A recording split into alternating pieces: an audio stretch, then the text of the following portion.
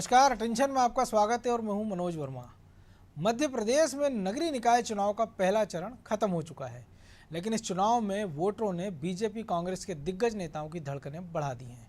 इस बार का मतदान पिछले चुनाव के मुताबिक फीका रहा। वोटर घर से नहीं निकले, मतदान केंद्र सूने पड़े रहे।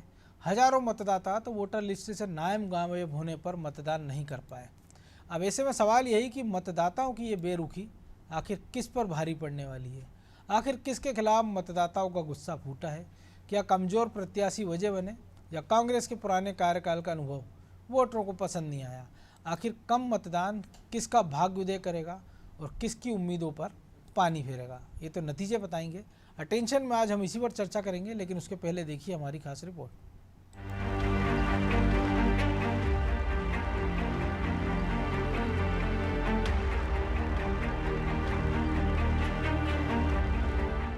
वोटर भटका, ईवीएम अटकी, गायब हो गए नाम, मतदान प्रतिशत हुआ धराशायी। मध्य प्रदेश में नगर सरकार का चुनाव इस बार आसान नहीं रहा।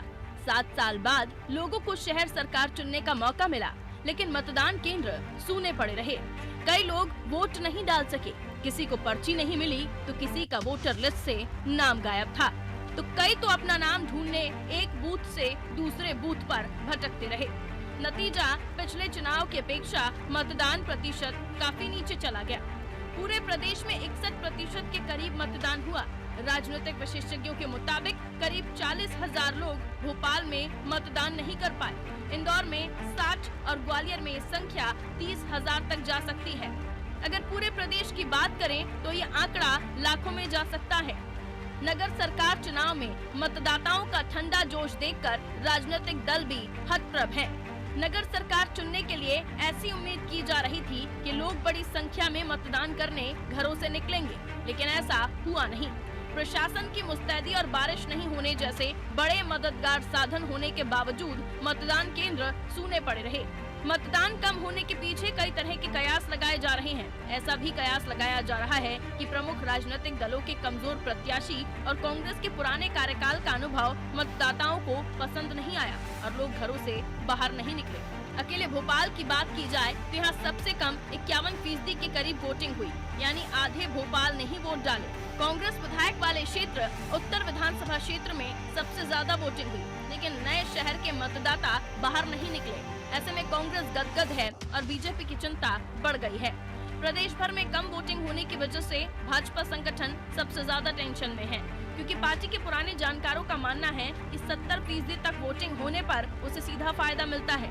लेकिन इस बार चुनाव में यह अनुमान जमीन पर नहीं उतरा। कम मतदान को लेकर जहां बीजेपी समीक्षा करने की बात कर रही है, तो कांग्रेस इसे अपने पक्ष में बता रही है। कम मतदान वोटिंग परसेंट कम रहा है, ये किस तरह से देख रहे हैं? समीक्षा हम कर रहे हैं, इन सभी बिंदुओं पर आज बातचीत और होगी। सर, मतदाता सूची को लेकर लगातार सवाल उठे कि मतदाता सूची में गड़बड़ी हुई, कई लोगों के नाम कटे और इधर-उधर वार्ड में हो गए। इधर-उधर वार्ड में हो गए, ऐसी आपके माध्यम से जानकारी आई है, पर उसका एक समय होता है जब नाम कटने का होता है उसका, पर अभी हम जानकारी ले रहे हैं। जैसे इस चीज की ले रहे हैं, वैसे ये भी हमारी बिंदुओं में शामिल है। देखिए, जिस तरह से सभी नगर निगम व नगर पालिका नगर परिषद में मतदान का प्रतिशत भारी कमी आई है, ये पूरी तरह भारतीय जनता पार्टी के खिलाफ गया है। 7 साल पहले जिन लोगों ने भाजपा को मत दिया, भारी निराशा हुई। भारतीय जनता पार्टी के निगमों में कोई काम नहीं हुए सिवाय भ्रष्टाचार के, इसलिए भाजपा के कमिटेड मतदाता ने अब की बार मत नहीं दिया है। मतदान कम होने का भाजपा को भारी नुकसान होने जा रहा है। कांग्रेस पार्टी का समर्थित मतदाता जोर शोर से बाहर निकला। इस कम मतदान की वजह से कांग्रेस पार्टी सभी नगर निगम और अधिकांश नगर पालिका और नगर परिषद जीतने जा रही है। कम मतदान को लेकर कई दिग्गज टेंशन में हैं। कांग्रेस भाजपा की ओर से कहा गया था कि विधायक सांसद एक्टिव रहें, लेकिन कई जनप्रतिनिधियों के क्षेत्रों में ही वोटिंग कम हुई। कम वोटिंग से परिणाम विपरीत हुए तो वो विधायक सांसद निशाने पर होंगे जिन्होंने अपने समर्थकों को टिकट दिलाने के लिए सारी हदें पार कर दी थी। यही कारण है कि कम वोटिंग को लेकर अब राजनीतिक दल गुणा भाग करने में जुट गए हैं। सबसे ज्यादा टेंशन बीजेपी में है, जिसे 16 नगर निगम में अपनी सल्तनत बरकरार रखना है, जिसको लेकर भाजपा संगठन में मंथन का दौर जारी है। लेकिन मतदान प्रतिशत कम होना किसका भाग्य उदय करेगा, ये तो 17 और 18 जुलाई को आने वाले नतीजों से पता चलेगा। ब्यूरो रिपोर्ट, अनादि टीवी।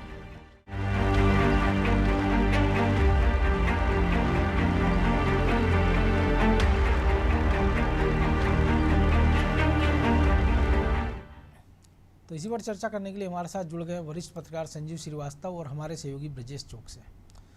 बहुत स्वागत है संजीव जी आपका अनादि टीवी पर।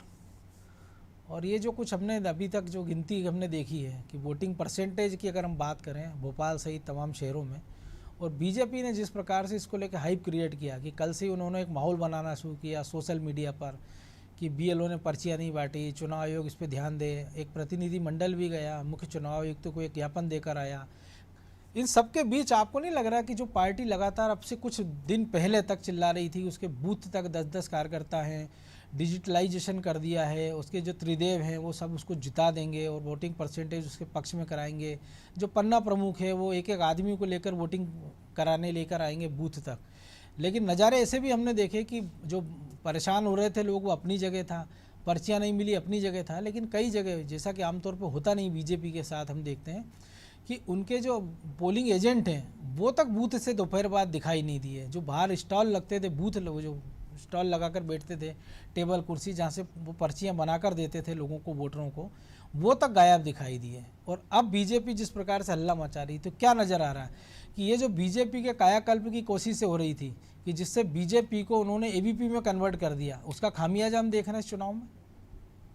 निश्चित तौर पर सारी बातें जो आप कह रहे हैं, मुझे याद आता है कि बीजेपी बहुत दिनों से ये प्रचारित कर रही थी कि मेरा बूथ सबसे मजबूत, पन्ना प्रमुख, बूथ विस्तार योजना, कितने सारे कार्यक्रमों को लेकर हल्ला गुल्ला मचा हुआ था। और जो कल हमने देखा, बेशक मेरा मतलब एक सवाल होते ही हैं, खड़े हो रहे हैं, जो वोटिंग कम हुआ उसका बहुत बड़ी वजह मैं मानता हूं कि कहीं ना कहीं भाजपा जो उसकी रणनीति थी या जिस तरीके से वो दावे कर रही थी, वो दावे मुझे लगता है कागजी हैं। अब शायद मंथन का दौर शुरू हुआ, शिकायतें हुई हैं, राहुल कोठारी के नेतृत्व में एक दल मिला था, मैंने आज देखा दोपहर में, तो देर हो चुकी है ऐसा लगता है। जो पहले चरण का जो मतदान हुआ है उसमें कहीं ना कहीं एक बड़ी चूक के तौर पर, क्योंकि बीजेपी से उम्मीद ऐसी नहीं होती। बीजेपी हम मानते हैं 365 दिन 24 घंटे 7 दिन एक चुनावी मोड में रहती है और लगातार वो कुछ ना कुछ कार्यक्रम, हम कांग्रेस की ओर से या उस संगठन से ऐसी उम्मीद नहीं कर सकती। वो उस तरीके के उनके यहाँ कोशिश कमलनाथ या प्रदेश कांग्रेस कमेटी, जो मध्य प्रदेश कांग्रेस कमेटी, उसने भी करी थी, बताने की कोशिश करी थी हम बूथों को लेकर बहुत सजग हैं। जो निकल कर आया,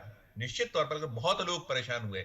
और आप तो ये कह रहे हैं, मैंने तो ये भी कल देखा और पाया कि एक घर में 2 जगह पर वोट थे, कि एक का वार्ड 65 में, एक का 67 में, 7 लोग हैं, वो परेशान हो रहे थे। उन्होंने कहा कि ये कैसे हो सकता है, घर एक है, बूथ बदल जाए, बूथ केंद्र बदल सकते हैं। तो कहीं ना कहीं इसमें जो मध्य प्रदेश राज्य निर्वाचन आयोग है उसको लेकर भी सवाल खड़े हो रहे हैं, उठाई गई हैं, बातें उठ रही हैं। बीजेपी अब गई है आज, क्यों नहीं पर्चियां बटी।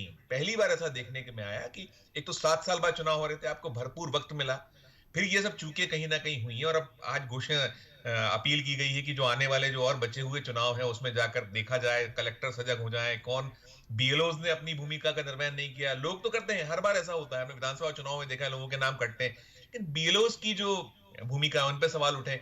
तो कहीं ना कहीं पूरे जो तंत्र रहा है, संगठन रहा है, जो राजनीतिक संगठन, खासकर बीजेपी जो रही है, साफ नजर आता है कि बहुत हल्के ढंग से इस चुनाव को लिया गया है। साथ साथ दूसरी चीज जो आपने कही कि मुझे लगता है जिस तरीके की हम राजनीति पिछले कुछ दिनों से लगातार देख रहे हैं, दूसरे दलों से आने वाले लोगों को तवज्जो मिलना, आपने क्राइटेरिया बन जाना, लंबे अरसे से जो लोग बीजेपी के लिए किला ला रहे थे, आपने कहा अलग कर दीजिए, विधायक नहीं चलेगा, एक अलग अलग जो क्राइटेरिया बनाए गए, तो ऐसा भी लगता है कहीं ना कहीं उन्होंने ये भी दर्शाने या दिखाने की कोशिश की, जीत लीजिए आप चुनाव, जाइए।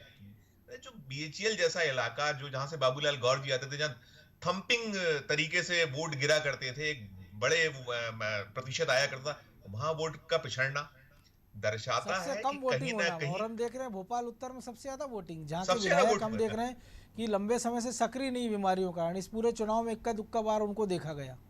मैं वही कह रहा हूं कि कहीं ना कहीं ये जो एक जो डैमेज कंट्रोल की कोशिश हुई, वो डैमेज कंट्रोल में मुझे लगता है बीजेपी सफल नहीं हो पाई। और जो क्राइटेरिया रहे, जिस तरीके से एक ये सोच लिया गया है बीजेपी ने, मुझे लगता है अति आत्मविश्वास की जो स्थिति है भाजपा में कि सब किसी को भी खड़ा कर देंगे, कोई भी जीत जाएगा, ये भी एक वजह है। आप देखिए पूरे मध्य प्रदेश में जगह जगह जिस तरीके से रिपोर्ट्स आई हैं, और कल एक शुक्रिया रहा कि पानी ने बहुत ज्यादा व्यवधान पैदा नहीं किया, जिस तरीके की रिपोर्ट्स आ रही थी। ग्वालियर में हमने देखा कि मतदान का समय बढ़ाने की मांग इसीलिए की गई थी। वही सारी चीजें हो रही थी। कुल मिला के ये संगठनात्मक फेलियर मुझे बीजेपी का ज्यादा लगता है। बीजेपी ने कहीं ना कहीं जो भूमिका उसको पहले निभानी थी, और जितने कार्यक्रम थे वो कहाँ है आज, वो बीजेपी मंथन चिंतन करेगी। लेकिन अब एक वक्त तो निकल चुका है, एक दौर तो हो चुका, अब देखिए दूसरे दौर में कितना समय बड़ा दौर है, क्योंकि 16 में से 11 और वोटिंग हो गई। तो ब्रजेश जी, एक कारण हो सकता है कि बीएलओ ने पर्चियां नहीं बांटी, लेकिन आप भी गवाह, हमने भी देखा, संजीव जी भी जानते हैं बेहतर कि बीएलओ के भरोसे कभी बीजेपी रही नहीं बरसों बरस से, कि उसके कार्यकर्ता घर घर जाते थे, सुनिश्चित करते थे कि मतदाता सूचियाँ पहुँच जाएँ।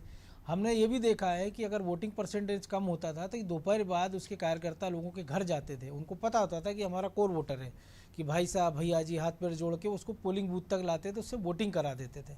ये दोनों चीज़ों का अभाव दिखा। दूसरी एक और बात है कि ये जो एक टेंडेंसी बन गई है बीजेपी के नेताओं को, शायद लोकसभा के 2 चुनाव के बाद भ्रम हो गया है कि हम किसी को भी चुनाव जिता सकते हैं। तो ये शायद भ्रम तोड़ने का प्रयास मतदाताओं ने किया और उससे ज़्यादा कार्यकर्ताओं ने किया है कि ठीक है, अब आपने जिसको टिकट दिया है और आपको लगता है किसी को भी जिता देंगे, तो आप फिर किसी को भी जिता लीजिए। क्योंकि आप देखिए, क्योंकि आप अगर किसी एक छोटे चुनाव की बात करें, लेकिन अगर महापौर के चुनाव के लिए अगर आप नॉन पॉलिटिकल लोग लाते हो और ऐसी स्थिति में कि जब आपके पास एक से ज़्यादा दावेदार हों, ऐसी स्थिति में जब आपको लगता है कि ये विनिंग कैंडिडेट हैं, ऐसी स्थिति में आप अपने केवल अपनी हेटी दिखाने के लिए या ये दिखाने के लिए हम किसी को जिता सकते हैं, तो आप नॉन पॉलिटिकल लोगों को ले आते कि ठीक है हम एक लायर को ले आएंगे, ठीक है हम एक जो है डॉक्टर को ले आएंगे, या हमारी मर्जी है कि संघ के किसी कार्यकर्ता की पत्नी को उतार देंगे और चुनाव तो हम जिता ही लेंगे। निश्चित तौर पर मनोज जी, जो आपने बात कही है, जो भ्रम तो वैसे भी 2018 में हमने देखा है मतदाताओं ने तोड़ने की कोशिश की थी। जोर का झटका धीरे से दिया था तो शायद आप संभल गए, लेकिन संभल जाना चाहिए था आपको बाद में। और जो आपने कहा निकाय चुनाव में ये ज़्यादा संघर्ष वाले चुनाव होते हैं, बिल्कुल एक एक वोट की कीमत होती है। आप लोकसभा के चुनाव में भले ही आदमी को उतना संघर्ष नहीं होता, व्यक्तिगत छवि बहुत व्यक्तिगत छवि मायने रखती है। लेकिन जो बीजेपी में जो नया कल्चर चल रहा है, जिस तरह से उन्होंने पूरे बीजेपी को ही चुनावी मशीन बना दिया था, उस पर भी गौर करना चाहिए। बीजेपी को आत्ममंथन करने की जरूरत है कि बीएलओ हो सकता है बीजेपी के भरोसे रह गए हों कि बीजेपी तो बांटती है मनोज जी, वो देखते आ रहे हों आज तक कि बीजेपी हमारे पर्ची बांटने के बाद भी बांट देती है, तो शायद वो भ्रम कर सकते हैं। लेकिन आज पहली बार आप देख रहे हैं कि बीजेपी कह रही है बीएलओ ने पर्ची नहीं बांटी। वो बीजेपी जो घर घर जाके पर्ची बांटती थी, वो बीजेपी जो दोपहर बाद हम देखते हैं कि बाकायदा मतदाता जो रह गए हैं, उसके वोटर रह गए, उनको निकालती थी, बूथ तक ले जाती थी और बाकायदा बूथ से जो उनका एजेंट बैठा रहता था उससे पूरी लिस्ट लेती थी कि कौन कौन आए नहीं आए, उसकी चेक करती थी और घर घर पहुंचती थी। वो क्यों नहीं गई?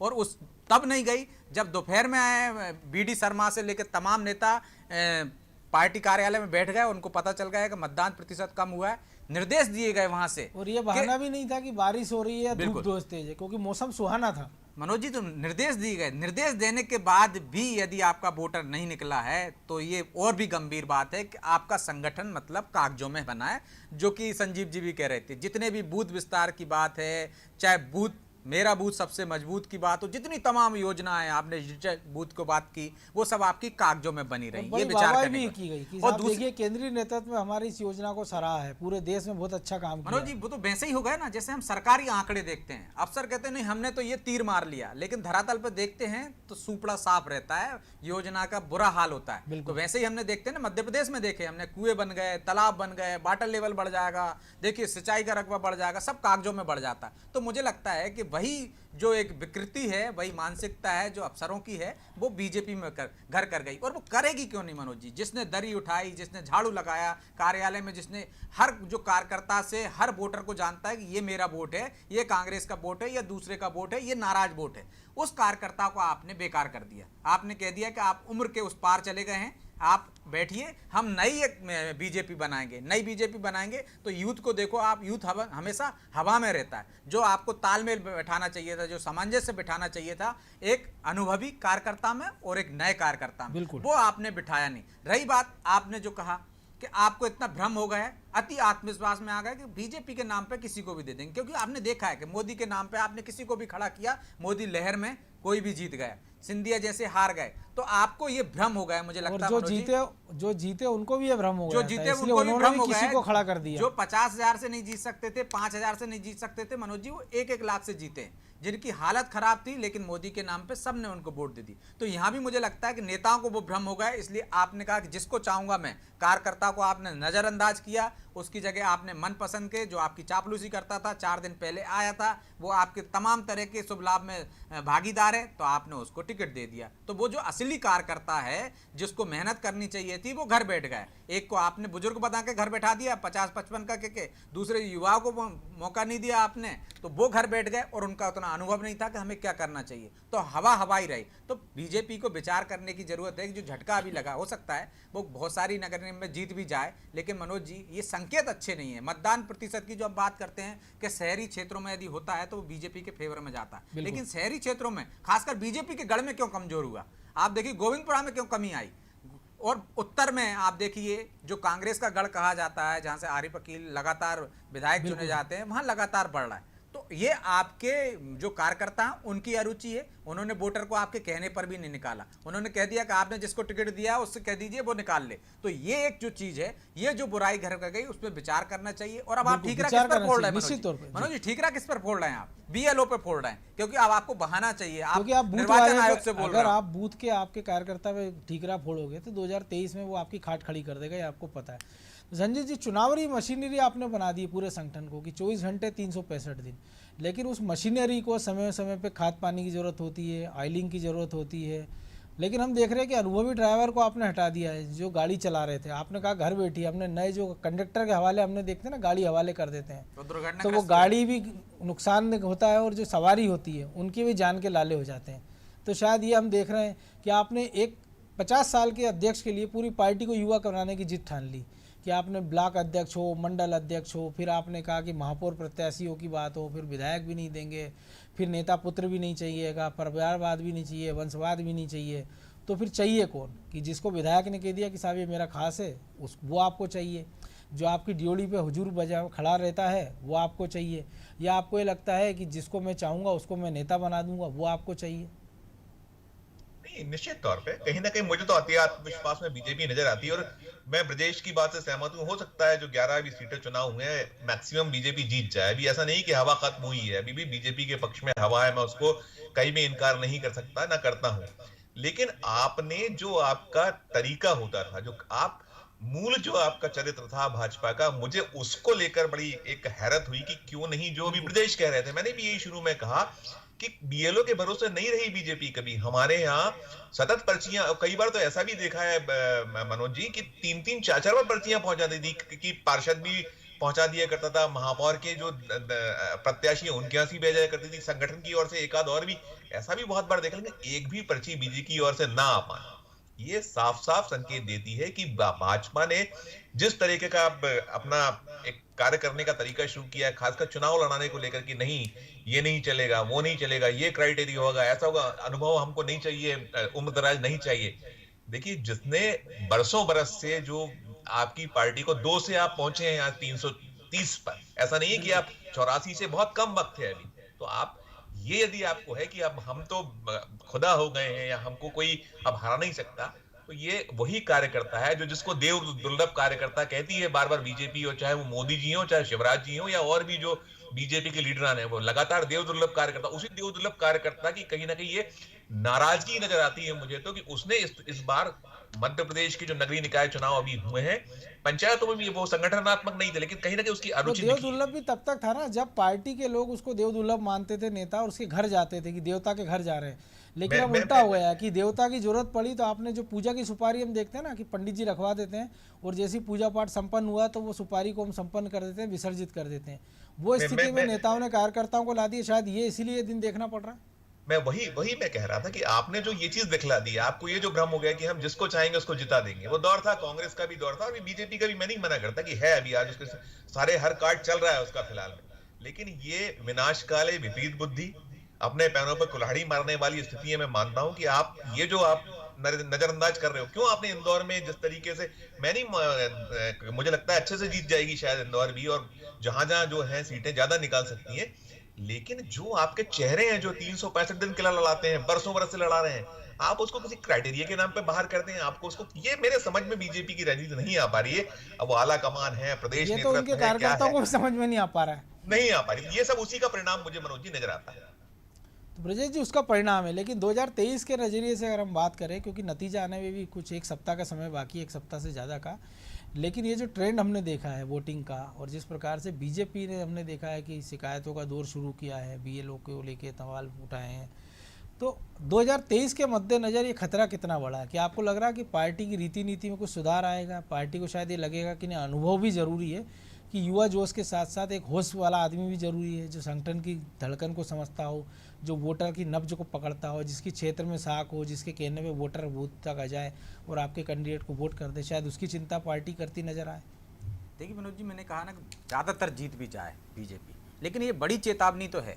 ये चेतावनी पूरे संगठन को है, ये चेतावनी शिवराज जी को है, ये चेतावनी BD शर्मा जी के लिए कि आपने इतने प्रयासों के बावजूद भी यदि ये हालात हैं, वोट परसेंट कम हुआ, तो 2023 में आपको उन सब चीज़ों पर विचार करना पड़ेगा। उन सब चीज़ों पर आपको ईमानदारी से मंथन करना पड़ेगा और ईमानदारी से निष्कर्ष जो निकलेगा उस पर अमल करना पड़ेगा कि चूक कहाँ हुई, गलती कहाँ हुई। हमने कार्यकर्ताओं के साथ क्या व्यवहार किया, जो हमारे वरिष्ठ कार्यकर्ता थे उनको नज़रअंदाज किया, संगठन को हमने युवा बनाए, इसकी खामियां क्या, सबकी जिम्मेदारी। यदि आपने त्रिदेव बनाए हैं मनोज जी, बूथ से लेके पन्ना से लेके, और आपने जो बूथ विस्तार की जो योजना बनाई, तो उनकी समीक्षा करने की जरूरत है कि कहीं ऐसा तो नहीं है कि कागजों में बन गए। यदि आपके त्रिदेव बने हैं तो त्रिदेव ने क्या किया। आप जब कहते हो ना हमारे हर बूथ पर 10 यूथ है, तो आपके बूथ पर जब बूथ मजबूत है तो वो 10 लोग क्या कर रहे थे, उन्होंने वोटर क्यों नहीं निकाले। यदि आपने गंभीरता से इसकी समीक्षा कर ली तो निश्चित तौर पर 2023 में आपके परिणाम तो सवाल लेकिन जो झटका जो देती है ना जनता। ब्रजेश जी, सवाल तो संगठन के त्रिदिवसों भी पूछा जाएगा ना कि अध्यक्ष है, महामंत्री हैं, संगठन महामंत्री, वो क्या कर रहे थे।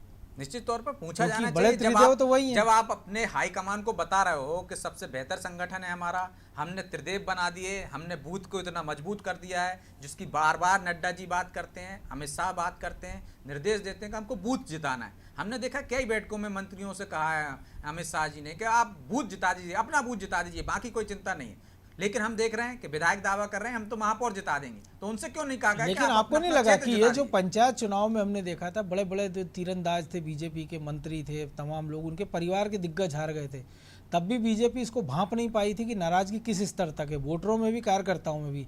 तो उससे सबक ले लेती तो शायद ये जो कल हमने देखा है, ये आंकड़े कुछ और होते, ये आंकड़े कुछ और होते मनोज जी। और मुझे लगता है कि धीरे से झटका जो 2018 में दिया था ना मतदाता ने, अभी संकेत दे दिए हैं कि अभी समझ जाइए, आप अपने गुमान में मत रहिए, अति आत्मविश्वास में मत रहिए। जो आप धरातल पे थे, जो संगठन पहले था, जिसकी जो ताकत थी, उसको बरकरार रखिए। कौन सी खामियां हैं आपकी, दूर कर लीजिए, आपके पास समय है 2023 में अभी। तो यदि आपने वो दुरुस्त कर ली तो निश्चित तौर पर, नहीं तो जनता है मनोज जी, जैसा झटका 2018 में दिया था, हो सकता था वो छोटा सा झटका हुआ, 2023 में बड़ा झटका दे सकती है। तो ये झटके से बचने के लिए आप अपने संगठन को दुरुस्त कर लें, अपनी खामियां दूर कर लें और उनका ईमानदारी से परीक्षण कर लें। ये ना कहें कि आप ठीकरा मत फोड़ें कि राज्य निर्वाचन आयोग पर फोड़ रहे हैं आप, या आपका वो दूसरे टारगेट हैं, आपको नाराजगी बता रहे हैं, आप ये मत करिए। आप अपने वोटर को नहीं निकाल पाए, आपने ये नहीं देखा कि जब मतदाता सूची बन रही थी तो आपका वोटर, हमने देखा इसके लिए बहुत मेहनत करती है बीजेपी। बिल्कुल हमने देखा है कि वोट हमारा जुड़ जाए, किसी का नाम तो नहीं कट रहा है। कई बार हमने देखा कि जब पुनरीक्षण होता है, परिसीमन होता है नए सिरे से, तो हम ये देखते थे कि वो ये देखते हैं कि जो वार्ड उनका कमजोर है, तो जो उनका मजबूत वार्ड है उसका एक पार्ट उसमें जुड़ जाए ताकि उसके वोटर वहाँ शिफ्ट हो जाए और वो वार्ड हम जीत लें। लेकिन मुझे लगता है कि परिसीमन में देखा था सबसे ज्यादा जो है वो कार्यकर्ताओं की नाराजगी। हमने देखा कि कई कार्यकर्ता यदि एजेंट बन के वहां बैठे हैं, बाहर पर्ची देने वाले बैठे हैं, तो वो भी कहते हैं कि नहीं मिल रहा है आपका नाम, उतनी गंभीरता नहीं दिखा रहे, वोटर को निकालने में गंभीरता। तो मुझे लगता है संगठन की खामियां ज्यादा हैं, इसको दुरुस्त करने की जरूरत है ताकि आपको 2023 में झटका ना लगे। बिल्कुल। और शायद आजम गोंडवी ने इसलिए कई साल पहले लिखा भी था कि तुम्हारी फाइलों में गाँव का मौसम गुलाबी है, मगर ये आंकड़े झूठे हैं, दावा किताबी है। तो शायद मुझे लगता है कि बीजेपी का संगठन कम से कम उनकी इस गज़ल की 2 लाइनों से ही कुछ सबक लेके आगे की तैयारियां करेगा। बहरहाल अब समय इजाज़त नहीं दे रहा है, इसलिए इस चर्चा को ही विराम देना होगा। बहुत धन्यवाद संजीव जी आपका। तो बड़ी बात है कि बीजेपी जैसा संगठन जो कि ये अब BLO के सर पर अपना ठीकरा फोड़ने की तैयारी है, या कह रहे हैं फोड़ रहा है, तो क्या ये संगठन की कमजोरियों को छुपाने का प्रयास है, या ये उन विधायकों की गलतियों पर पर्दा डालने का प्रयास है जिन्होंने बड़े बड़े दावे किए थे और अपने समर्थकों को टिकट दिलाया था और ये कहा था कि उनको भारी मतों से जीत दिलाएंगे। लेकिन जो आंकड़े आ रहे हैं, वार्ड वाइज भी जो आंकड़े आ रहे हैं, वो भी चिंता बढ़ाने वाले हैं, चौंकाने वाले हैं, सताने वाले हैं। तो निश्चित तौर पर बीजेपी को 2023 के लिए अभी से सबक लेना होगा और 17 और 18 तारीख को नतीजे जो भी आएँ उसको दरकिनार करते हुए उसको ये नहीं सोचना होगा कि इतनी जीतनी है या इतनी हार ली, उसको 2023 की तैयारी करना होगी। और कांग्रेस के लिए भी एक सबक है कि उसके पास तो ना संगठन है ना कार्यकर्ता है, लेकिन उसके बाद भी अगर मजबूत संगठन और कार्यकर्ता वाली पार्टी इतनी बड़ी गलती कर रही है तो शायद वो उन्हीं की गलती से सीख के कांग्रेस 2023 की तैयारियां तेज कर दे। अटेंशन में आज इतना ही, मुझे दीजिए इजाज़त और आप देखते रहिए अनादि टीवी। नमस्कार।